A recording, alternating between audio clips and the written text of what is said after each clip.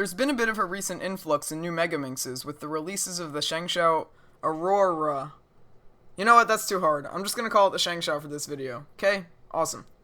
Anyway, there's been a bit of a recent influx in new Megaminxes with the releases of the ShengShou and X-Man Galaxy puzzles. So I decided to make this comparison video to help people figure out which one is the best for them. I will not be including the YJ Yoo-Hoo R in this comparison, mainly because I don't have it. It may very well be another good option for you though, so I recommend checking out other people's videos on that one. So first, let's start off with price. The ShengShou is the cheapest of the two, at $12.95 at speedcubeshop.com. The Sculpted X-Man Galaxy is slightly more expensive, costing $17.95. They are right around the same size, although the ShengShou is slightly smaller than the X-Man. Strangely, the X-Man feels quite a bit bigger to me than other Megaminxes when I solve it, but maybe I'm just crazy. The stickerless shades on the X-Man are really vibrant and contrast well, whereas those on the ShengShou are pretty dull and can be hard to tell apart when I'm turning fast. Personally, I'm able to recognize a lot better on the X-Man, although I'm sure my recognition on the ShengShou could be improved quite a bit if I replaced the stickers. Now let's talk about how I set these two Megaminxes up. I set up the ShengShou by loosening it a ton on all layers, and then adding some SpeedCubeShop Weight 3 lube to the pieces to make it a little smoother. As far as the X-Man, I didn't really need to do much to it. I dropped in a couple drops of Maru lube, but that didn't really change the feeling much. I didn't need to tension it at all either. I would like to note that neither of these puzzles came with my super weird color scheme, so I had to change the colors around on both of them. On the X-Man, it was as easy as moving some caps around, but on the ShengShou, since it's not stickerless and the pieces can't be disassembled, I actually had to peel the stickers off and put them back in the right place. Can't believe I just said that. So the feeling of the ShengShou after loosening it is really fast and crunchy, mixed in with relatively frequent minor catches.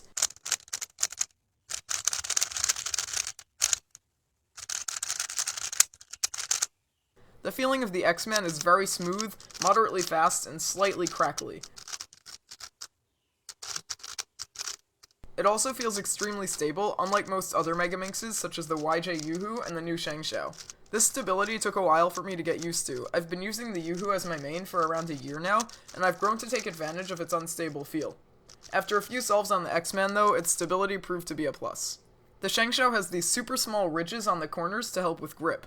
While they do seem to do their job, my fingers are able to slip off at times, and I feel like I have slightly less grip on this than I do on the X-Man, which, on the other hand, has very well-defined indents on all of the pieces for this same purpose. Note that this is only on the sculpted version. It also comes in normal, concave, and convex versions, and I don't know how those would affect grip. I can say that I don't have a problem at all gripping the sculpted one, and other people say that the sculpted is generally the best.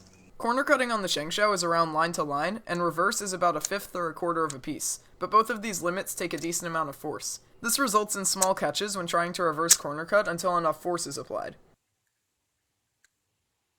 The X-Man can cut line to line with ease, and often even more, sometimes going all the way to the second line right here. Reverse corner cutting maxes out at just over half a piece, which, again, takes a lot of force to do. Very small reverse cuts are doable without any catching on both of these puzzles, however.